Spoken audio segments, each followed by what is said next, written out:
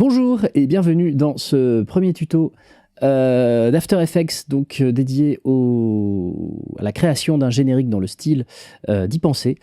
Je tiens à avertir que ce tuto est destiné aux débutants, donc je vais énormément détailler l'interface, les commandes, qu'est-ce qui sert à quoi. Si vous êtes un utilisateur avancé d'After Effects, vous risquez de vous ennuyer un peu, mais si vous êtes un débutant, je pense que ça va vous être utile. N'hésitez pas à me dire dans les commentaires ce que vous en pensez, si tout ça était clair, s'il manquait des trucs. Donc pour rappel, le générique d'Y Penser, il ressemble à ça.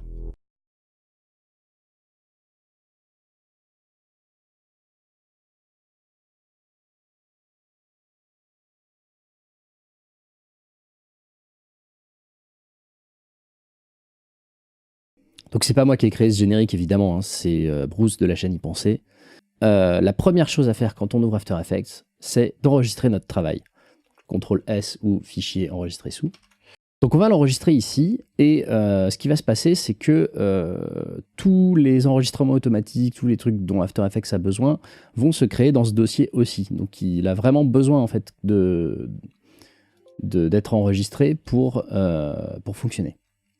Donc on va commencer par aller dans les préférences et aller dans enregistrement automatique pour bien vérifier que l'enregistrement automatique est activé.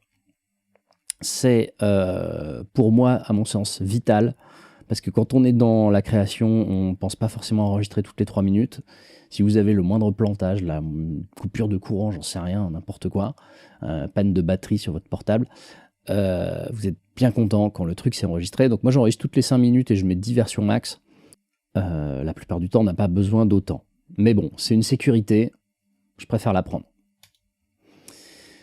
Alors, nous allons créer d'abord une composition. Donc, dans l'interface, ici, vous allez avoir votre écran de composition. Donc, c'est là où on va voir ce qu'on est en train de faire. Ici, il y a plein d'onglets différents. On va revenir sur chacun d'entre eux au fur et à mesure. Vous avez les caractères et les paragraphes qui sont des choses assez connues pour écrire des textes. Vous avez le suivi qui va permettre de faire du tracking, ça ne va pas nous servir ici.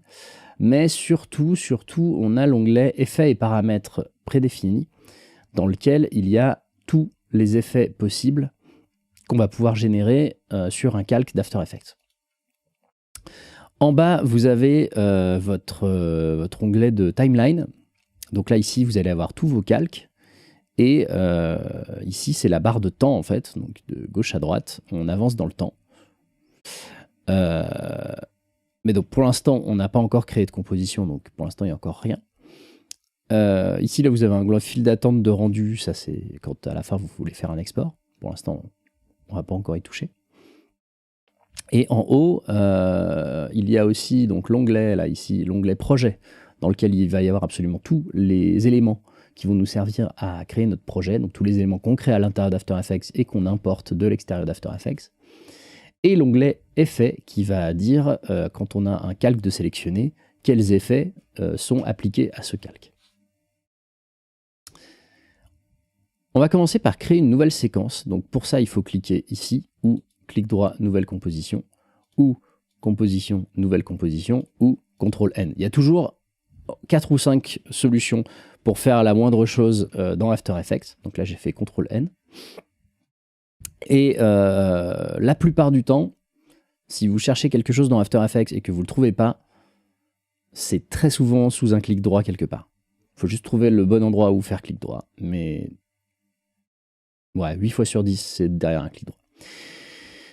Donc nous allons créer une compo en HD 25. 25 qui est le standard européen, mais si jamais vous avez une chaîne par exemple de gaming qui est en 60 fps, vaut mieux mettre en 60 fps. Si vous avez une chaîne qui parle de contenu de télé américaine en 30 fps, vaut mieux mettre en 30 fps. Il faut bien réfléchir à faire matcher le nombre d'images par seconde à votre contenu.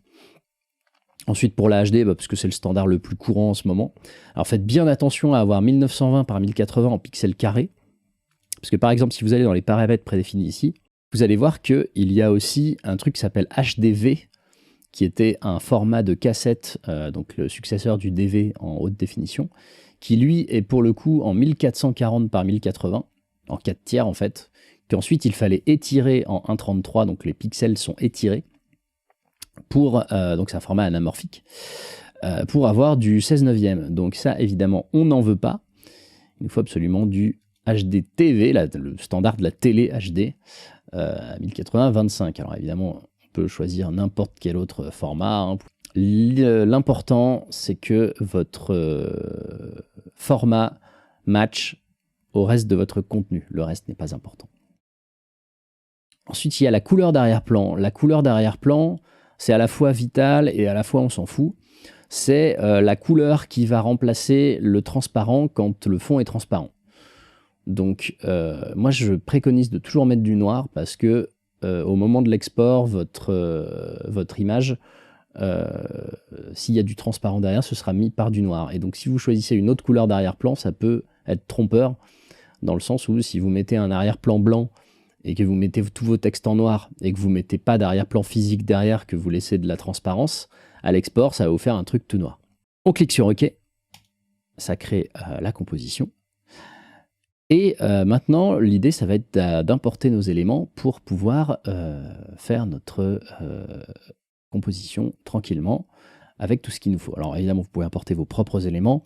Moi, j'ai récupéré des choses soit dont je possède les droits, soit libres de droit sur Internet.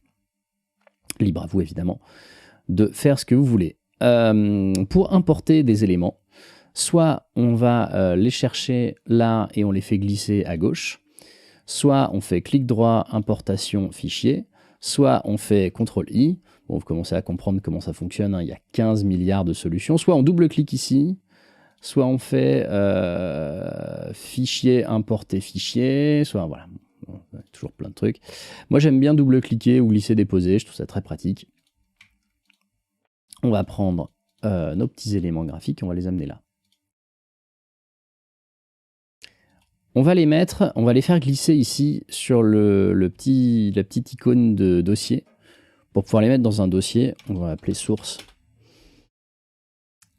Et notre composition, évidemment, on va la renommer. Donc pour renommer quelque chose, il faut appuyer sur Entrée, en l'ayant sélectionné dans cet onglet-là. Si on est ailleurs, évidemment, ça ne marche pas. Donc là, j'appuie sur Entrée. Et je vais appeler ça générique e-pensée principal. Voilà. Ici, donc, on peut faire défiler notre barre dans le temps. Pour l'instant, il n'y a rien qui est animé, donc évidemment, ça ne fait pas grand-chose. Mais on va prendre le petit cloud.png ici et on va le faire glisser dans cet onglet-là.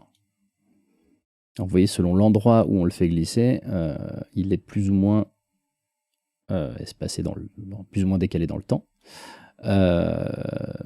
Moi, je vais le mettre dès le début, même si ça va changer plus tard. Pour qu'il colle au début, il faut maintenir le bouton majuscule. Là, en maintenant la touche majuscule, hop, il colle ici. Et là, je me rends compte que mon portrait gêne la lisibilité, donc je vous dis au revoir. Nous avons notre nuage dans notre compo. L'idée, ça va être de réutiliser ce nuage en ne faisant l'animation qu'une seule fois. Donc pour cela, il va falloir le précomposer. Le précomposer, ça veut dire qu'il va être à l'intérieur d'une nouvelle compo, donc d'un nouveau dossier, entre guillemets. C'est une compo dans une compo, ce qui fait qu'en fait, tout ce qu'on va faire à l'intérieur de cette sous-composition va être réutilisé à chaque fois qu'on va faire appel à cette composition-là. On n'aura pas besoin de l'animer plusieurs fois. Donc on va le précomposer, donc pour ça on fait clic droit, précomposition, ou CTRL majuscule C. Alors je donne les raccourcis de PC, mais évidemment ceux qui sont sur Mac c'est la même chose, c'est juste qu'on remplace commande, on remplace CTRL par commande. Donc CTRL majuscule C. Là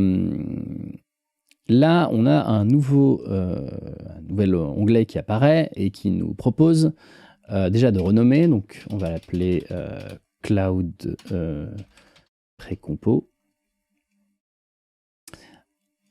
Ensuite, il nous demande est-ce qu'on laisse les attributs, est-ce qu'on transfère les attributs. Alors ça veut juste dire tout ce qu'on a modifié sur ce calque cloud, est-ce qu'il est à l'intérieur d'une précompo neutre et on reprend le calque tel qu'il est dans la précompo actuelle, donc le calque avec toutes ces modifications, il sera à l'intérieur de la précompo, ou est-ce que le calque est neutre à l'intérieur de la précompo et c'est la précompo qui prend toutes les modifications qu'on a fait au fichier. Pour l'instant, on n'a fait aucune modification, donc on s'en fout complètement. Du coup, les deux sont à peu près pareils, c'est juste que la pré-compo prendra la taille du cloud ou prendra la taille de la compo actuelle. Bon, ça change pas grand-chose, on va laisser les attributs. Voilà, et donc là, notre pré-compo est à la taille du nuage. Voilà, et le nuage prend toute la taille de la pré-compo à l'intérieur. Pour naviguer dans les pré-compos, on peut appuyer sur la touche Tab et ainsi aller de compo en compo. On a aussi en haut ici qui nous permet voilà, de voyager d'une compo à l'autre plus facilement. Sinon, on peut aussi double-cliquer dessus ou aller choisir dans les onglets ici. Voilà, donc ici, on a toutes nos différentes compos. À l'intérieur de la compo nuage, on va animer ce nuage de façon à le faire apparaître progressivement. On va partir sur quelque chose de très très simple. Alors, on n'a pas encore parlé ici de la barre des outils. Là, on va sélectionner l'outil ellipse. L'outil ellipse, si on a un calque de sélectionner, va nous permettre de dessiner un masque en forme d'ellipse à l'intérieur de ce calque. Donc vous voyez que c'est bien un masque. Si jamais je dépasse du nuage, évidemment, c'est des choses qui n'apparaissent pas. Donc on va faire un cercle. Donc, pour faire un cercle, il faut maintenir la touche majuscule. Voilà, là je touche pas la touche majuscule, là je la touche. Si je maintiens la touche CTRL, la modification se fait à partir du centre. Voilà, donc si je fais CTRL Maj, on a un cercle qui part du centre. On va partir du centre, on va maintenir la touche CTRL et majuscule, et on va faire un cercle qui prend à peu près cette place-là. Ce cercle, on va l'animer. Donc maintenant, ce qui s'est passé, c'est que dans notre calque cloud.png, il y a un masque qui est apparu. Donc ce masque, quand on clique sur le petit onglet ici, ou si on appuie 2 fois sur la touche M, 3 fois en l'occurrence parce qu'il était déjà ouvert, donc on a toutes les options de ce masque. Et ce qui se passe, c'est que After Effects nous permet d'animer absolument tout et n'importe quoi en cliquant sur les petits chronos qui sont à gauche. Donc ce qui va se passer, c'est que on va animer l'expansion du masque. Donc le tracé du masque, c'est simplement sa forme qui peut évoluer dans le temps. Le contour progressif, c'est à quel point les bords sont flous. L'opacité du masque, eh ben, c'est comme son nom l'indique, l'opacité du masque. Et l'expansion, c'est est-ce qu'il s'étend ou est-ce qu'il se rapetisse. Donc nous, ce qu'on va vouloir faire, c'est évidemment quelque chose qui s'agrandit. Donc il va commencer là. On clique ici sur le chrono pour valider cette valeur en tant que première valeur qui apparaît dans notre animation. Et en quelques images, hop, on change cette valeur, ça crée un nouveau point clé. Donc maintenant, en passant d'un point clé à l'autre, qu'est-ce qui se passe? Ah voilà, donc là, le truc typique, je ne suis pas dans le bon onglet. Donc il faut revenir bien dans l'onglet composition. Et là, on voit ce qui se passe. Pouf, notre nuage apparaît. Alors, on va peut-être rajouter un petit peu de contour progressif parce que c'est pas très beau là comme ça.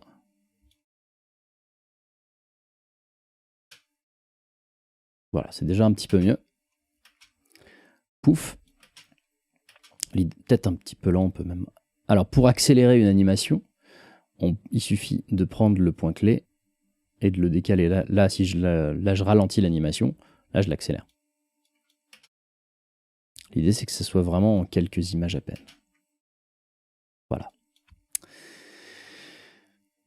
Maintenant qu'on a notre nuage, on va revenir donc dans notre compo principal.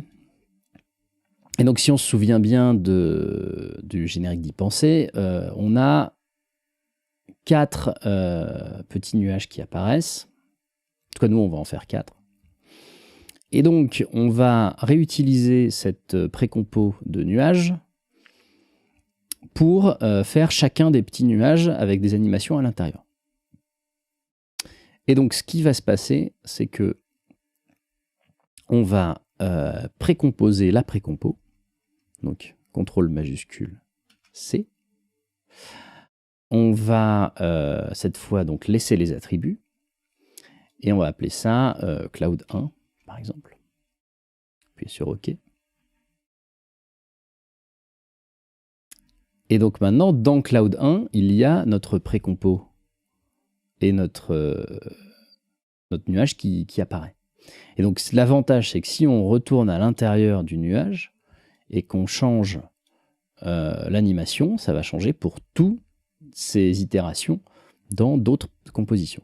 Dans notre premier nuage, on va faire apparaître des engrenages et on va les faire tourner. Donc voilà, on amène un premier engrenage ici et on va en amener deux. Voilà, on va les glisser ici. Et ensuite, donc là, j'utilise la molette pour agrandir et rapetisser la vue. Je vais réutiliser l'outil sélection, donc soit avec la touche V sinon. Et je vais les rapetisser donc en maintenant un angle et en maintenant majuscule pour pas déformer l'engrenage. On va en faire deux, un petit, un grand. On va en mettre un troisième. Allez, soyons fous. On va en mettre un troisième qui va aller là. Voilà. Il va aller là. Voilà. On va gérer la rotation de ces engrenages. Et donc pour ça, il va falloir modifier la transformation de ces calques. Et donc, quand on clique sur la flèche ici, on a l'onglet transformer qui apparaît. Et là, vous avez différentes options. Donc vraiment les options les plus classiques pour n'importe quel objet dans un logiciel de montage. Le point d'ancrage, donc le point à partir duquel les animations se font. La position, donc la position évidemment en rapport au point d'ancrage. L'échelle, donc voilà, la taille en fait de l'objet, la rotation, ce qui va nous intéresser là, et son opacité. Donc, ce qu'on va vouloir en fait, c'est animer la rotation, mais de façon permanente. C'est-à-dire que les objets vont être sans cesse en train de tourner. Donc pour ça, c'est quelque chose d'un petit peu différent. Donc on pourrait tout à fait prendre ici la rotation, mettre un premier point clé, aller plus loin et hop, lui faire deux tours. Et donc là, il serait toujours en train de tourner. Il n'y a pas de problème. Mais on veut que, quoi qu'on fasse, il soit toujours en train de tourner. Et là, bah, si on va au-delà du dernier point clé, bah, il n'est plus en train de tourner. Donc pour ça, on va utiliser une petite commande. Donc, quand vous laissez la souris sur le petit chrono, il y a un petit pop-up qui apparaît, marqué chronomètre, active, désactive la variation dans le temps. Cliquez tout en maintenant la touche Alt pour ajouter ou supprimer une expression. Donc, c'est la touche Option, je crois, sur les ordinateurs Apple. Donc, moi, je vais maintenir la touche Alt et je vais cliquer sur Rotation. Et là, il y a un petit texte qui apparaît. Donc ce texte, c'est des commandes JavaScript. Et donc nous, on va juste taper time, ce qui veut dire qu'il va prendre la valeur temporelle de la composition. Et on va mettre x10, parce qu'en fait, lui, il compte. Donc là, une valeur de ça, donc là, c'est en l'occurrence, c'est 1 degré, vaut 1 seconde. Donc changer d'1 degré toutes les secondes, c'est un peu lent. Donc on va mettre time x 10 pour qu'il aille 10 fois plus vite que la seconde. Maintenant qu'on a fait ça, notre engrenage tourne en permanence. 10 c'est un peu lent. Peut-être taper x 50. J'appuie sur entrée du pavé numérique pour sortir, mais sinon on peut aussi tout simplement cliquer à côté, ça fonctionne aussi. Ça me paraît pas mal, on va même mettre x 100. Voilà, et là il tourne à une vitesse qui me plaît. On va copier-coller cette expression pour la mettre aux autres calques. Donc d'abord à lui. Alors, je vais appuyer sur la touche R, ce qui va faire apparaître uniquement la rotation, ce qui est pratique quand on a beaucoup de calques, ce qui permet d'avoir moins de choses écrites ici, et donc on s'y retrouve mieux. Donc on sélectionne le calque, on appuie sur la touche R, fait apparaître la rotation. Donc lui, je vais lui mettre, pareil, time x 100. Et le truc, c'est que si je fais time x 100 sur celui-là, et ben, il va tourner dans le même sens, et ce qui n'a évidemment aucun sens d'un point de vue d'un engrenage. Et donc on va mettre time fois moins 100. Et là, il va tourner dans l'autre sens. Maintenant, on va vouloir changer leur couleur à ces engrenages. La suite, c'est d'aller chercher ici, dans les effets et paramètres prédéfinis, l'effet qui s'appelle remplir. Et cet effet, on va l'appliquer à nos engrenages, et on va le remplir en noir, pour que ça fasse uniquement une ombre. Donc alors, pour appliquer un effet à un calque, soit je sélectionne ce calque et je double-clique ici sur l'effet, soit je le fais glisser sur le calque, soit je le fais glisser dans l'onglet Effet. Voilà. Donc on remplit en noir les trois. On aurait peut-être pu le faire une fois et dupliquer une fois qu'on l'avait fait une fois. Voilà. Et donc là, on a quelque chose d'un peu plus chouette. Tant qu'on y est, je vais aussi utiliser l'effet remplir sur le nuage. Voilà, l'idée, avec la petite pipette ici, on peut aller chercher la couleur exacte de ma charte graphique. Et donc vous voyez, on peut vraiment réorganiser les onglets comme on veut.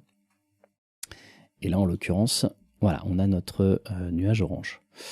Ce qui me fait penser que c'est pas en noir qu'il faut le remplir, mais en blanc, si on veut être cohérent avec ce que je fais moi. Donc on va faire ça.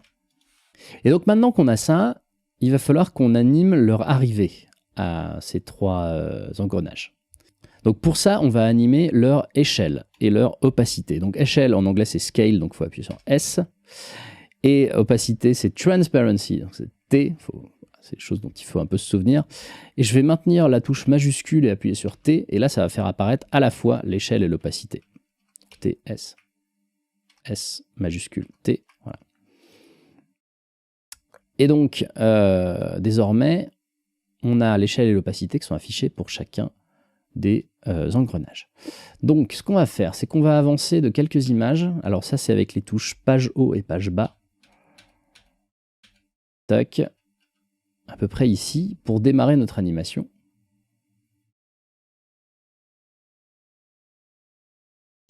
Donc l'échelle, nous on veut que la fin de l'animation soit cette échelle-là. Donc pour ça, on va avancer de quelques images. On va mettre par exemple 6 frames d'animation. Et on va appuyer ici pour ajouter une nouvelle image clé au début de l'animation. Donc on va décaler notre image clé pour avoir la bonne valeur à la fin de l'animation. Et ensuite, là, on va mettre 0. Et notre engrenage n'apparaît plus. Donc en fait, on ne va même pas avoir besoin d'animer l'opacité, autant pour moi. Et donc, on fait la même chose avec les autres. Tac. On l'amène ici. On le met à 0. Lui, on l'amène ici. Et lui, on le met à 0. Ce qui nous amène à faire quelque chose comme ça. Alors le problème, c'est que cette animation, elle est un peu brute. Ça fait un peu genre bof. Et donc ce qu'on va faire, c'est que on va lisser tout ça. Donc pour les lisser, il y a plusieurs solutions. La première, c'est de prendre tous les points clés, de faire clic droit, assistant d'image clé, et de lisser la vitesse des images clés. Ce qui va faire qu'elles vont décoller, elles vont partir progressivement de leur point de départ et arriver progressivement à leur point d'arrivée au lieu d'arriver en ligne droite. Voilà. Déjà, c'est un petit peu mieux. Ensuite, ce qu'on va faire, c'est qu'on va prendre les points d'arrivée, on va les décaler de 2 images vers la droite, et ici, on va rajouter une valeur qui va être un tout petit peu trop élevée. Donc là, si je clique ici, je peux modifier directement la valeur en chiffres. Donc on va mettre, je sais pas moi, 32 par exemple. Si on maintient le clic et qu'on veut vers la gauche et vers la droite, on peut aussi donc, on va modifier cette valeur. Donc là, on va aller 50. Et lui, pareil, on va l'exagérer un petit peu. Et donc, ce qui fait que ça va apparaître et ça va se remettre en place. Voilà, ce qui est quand même un petit peu plus rigolo à l'œil. Alors c'est peut-être un peu rapide tout ça, donc on va sélectionner nos points clés et les décaler. On peut sélectionner l'ensemble, maintenir la touche Alt et les décaler, ça permet de garder la proportion entre les images clés. Voilà. Et là, c'est pas mal. Là, c'est plutôt plaisant.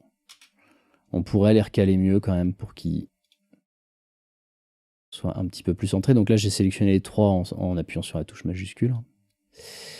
Et voilà, on les met un peu plus au centre du nuage, c'est un peu plus joli. Donc voilà notre premier nuage. Maintenant, on va pouvoir créer un deuxième nuage. Et donc pour ça, on va prendre Cloud Précompo dans notre onglet Projet. Et on va le faire glisser sur l'onglet Nouvelle Précomposition, Nouvelle Composition, pour créer une nouvelle composition avec uniquement la composition Cloud Précompo à l'intérieur. Voilà. Et ce qui fait qu'on a notre nuage qui apparaît comme dans l'autre précompo. Donc on va la renommer Cloud 2. On va créer un dossier avec les précompos, parce que là, ça commence à y en avoir trop. Tac. Donc entrée pour renommer, je le renomme. Et voilà, et là, comme ça, au moins, tout est bien rangé. La deuxième chose qu'on va faire, c'est le truc qui s'appelle Wikiquote. On va l'animer de façon à ce que chacune des barres apparaisse l'une après l'autre. Donc, pour ça, hop, on va aller... Là.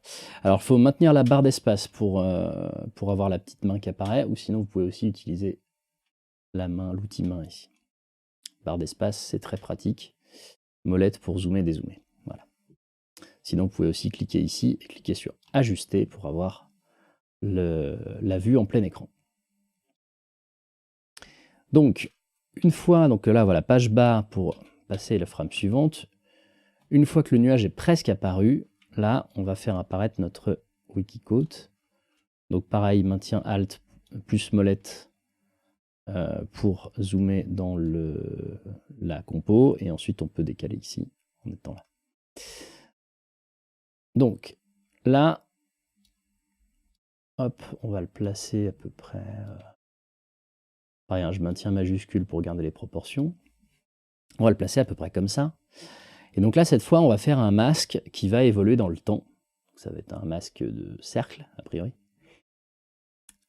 pour faire apparaître les barres au fur et à mesure. On va commencer par lui mettre un effet remplir. Alors pas en rouge, sinon on va jamais le voir, mais en blanc. Voilà.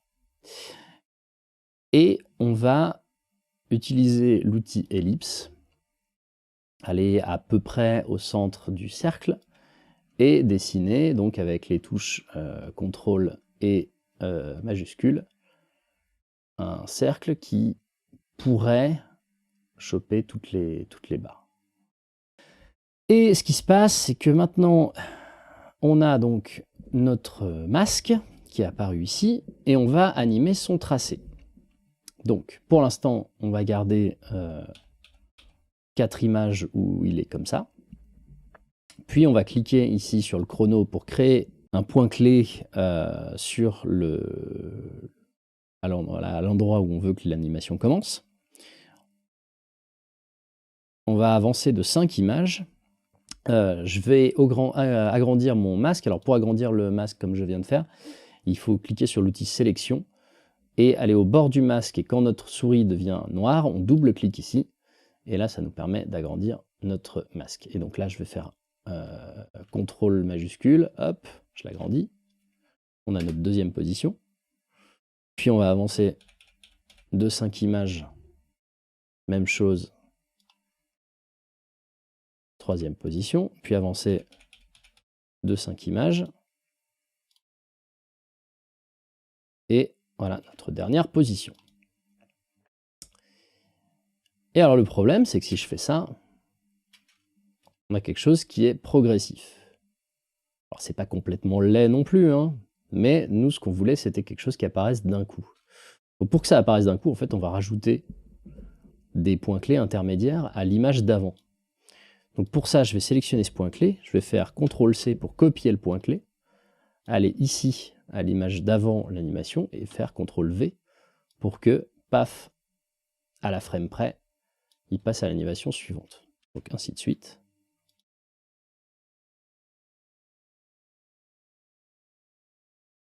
Et donc maintenant, on a quelque chose qui ressemble à ça. On veut que cette animation soit en boucle, du coup, on va avancer donc de 4 images. Et on va reprendre donc notre dernier point clé. Alors là, en l'occurrence, je peux cliquer ici pour ajouter un point clé avec la valeur qu'elle a actuellement. Puis prendre ce point clé là, copier et le coller ici. Et donc pour mettre notre animation en boucle, on va sélectionner tous ces points clés là, les copier et les coller plusieurs fois. Voilà, donc une fois qu'on a copié-collé nos points clés sur l'ensemble de la timeline, on a désormais ceci. On va faire maintenant un troisième nuage.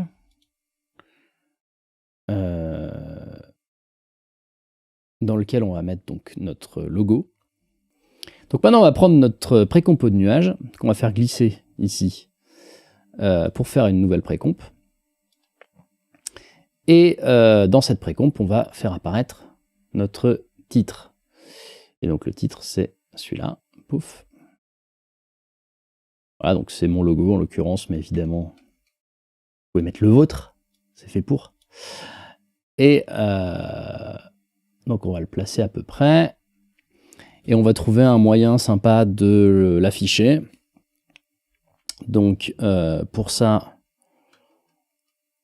on va le dupliquer. Donc on va faire CTRL-D pour dupliquer. Et celui du dessus, je veux enlever toutes les écritures. Et celui du dessous, je vais faire en sorte qu'il n'y ait que les écritures. Voilà. Et donc si j'enlève celui du dessous, là on va voir que le problème de mon masque, c'est qu'il n'y a que les écritures. Donc je vais copier-coller ce masque sur celui du dessous. Et ce qui se passe, c'est qu'un masque, en fait, possède un mode qui est affiché ici. Donc là, il est en mode addition, on va le mettre en mode soustraction pour enlever tout ce qui est à l'intérieur du masque. Et donc là, on a bel et bien un masque qui possède, donc là on va les renommer hein, les calques. Hein. Logo XT, tac, logo 1T, paf. Voilà. Et donc, ce qu'on va faire, c'est qu'on va d'abord faire apparaître les bords. Donc pour ça, on va faire apparaître l'échelle avec donc la touche S. Au moment où le nuage voilà, finit d'apparaître. On clique sur l'échelle ici. Donc on a un 39,7% qu'on va décaler un peu de façon à ce que ce soit notre position de fin. Et donc là, ici, on le pose à 0. Et on va faire comme pour les engrenages, quelques images avant, on va le mettre un chouïa plus grand que ce qui devrait être. Voilà. Puis, on a appuyé sur la touche F9 pour lisser toutes ces animations-là. C'est un chouïa trop grand ici. Hein. Voilà, là c'est pas mal. Et donc en parallèle à ça, on va copier cette animation, mais en la décalant légèrement, de façon à ce que le texte suive. Évidemment, il faut ici activer le calque, sinon il n'apparaît pas. Logique. Voilà. Comme pour choisir après, en décalant notre calque ici, à quel point il est en en décalage avec l'autre, mais là ça me paraît pas mal. On va rajouter quelque chose qui s'appelle le flou de mouvement. Le flou de mouvement, c'est en fait l'interpolation au sein d'une animation de 2 images, ce qui donne un effet plus naturel et plus fluide. Donc vous voyez, si je l'active, le logiciel prend en compte les images précédentes et suivantes pour dessiner ce qu'est le calque, et non pas dessiner le calque à l'instant T. Donc on va l'activer sur tout ce qui bouge. Et donc vous voyez ici que là, le flou de bouger est activé. En fait, le flou de mouvement, on peut l'activer donc sur chacun des calques individuellement, puis l'activer ou le désactiver pour l'ensemble du projet, ce qui est ici. Comme le flou de mouvement est quelque chose qui prend énormément de ressources au niveau de l'ordinateur, c'est pas mal quand on est en train de bosser de le désactiver en global, puis de l'activer à la dernière minute pour avoir notre rendu. Voilà, donc là évidemment, c'est vachement bien. Là, c'est pas mal du tout. On va revenir d'ailleurs, alors, sur les engrenages, on va leur activer le flou de mouvement aussi, donc c'est bien cette petite colonne-là. Hein. Si jamais cette colonne n'est pas affichée, c'est probablement parce que vous n'êtes pas dans le bon mode d'affichage. Donc c'est probablement que vous ayez ça d'affiché, donc il faut cliquer ici sur Option Mode ou appuyer sur la touche F4 pour voir apparaître tout ça. Et donc là, si on met le flou de mouvement sur nos engrenages, on peut voir en fait que les bords là ici sont flous. Que si je le désactive, ils ne le sont plus. Alors évidemment, on peut les faire tourner beaucoup plus vite en maintenant sur la touche R pour que l'effet soit plus marqué. Par exemple, mettre à 500. Et là, l'effet est beaucoup plus marqué, quoi. Mais voilà, pour les besoins de notre vidéo, on va rester à 100.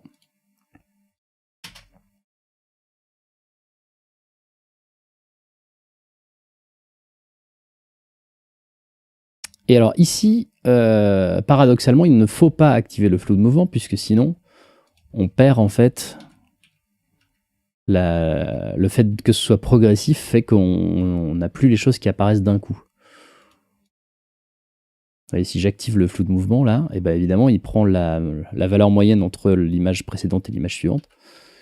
Et du coup, ça nous casse notre effet. Donc là, pour le coup, il ne faut surtout pas l'activer. Voilà. Nous avons désormais nos 3 nuages. Il ne reste plus qu'à les mettre ensemble, mais ça, ce sera pour la fois suivante. Merci beaucoup d'avoir suivi ce tuto. On se retrouve très très vite pour la deuxième partie. À bientôt.